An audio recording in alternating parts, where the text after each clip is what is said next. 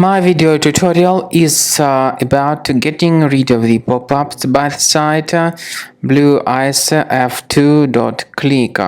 Blueeicef2.click is a dangerous site that targets Google Chrome and other browsers. Basically, it tries to make you really scared regarding the condition of your computer in order to make you download and install some potentially unwanted applications. So if you see these pop-ups by this site, be extremely careful. Don't interact with them and just leave this deceptive page. Also, I recommend you to research the system with Combo Cleaner, and the best place where you can get it is on the page combocleaner.com. So download the software, install the application, and then once it is successfully installed, start carefully researching your computer.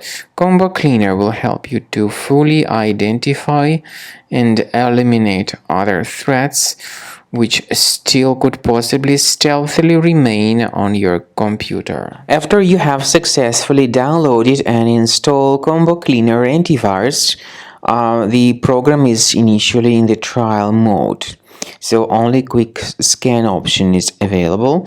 By the way, I forgot to mention that Combo Cleaner is available for Windows computers, for Mac computers, and for Android devices too.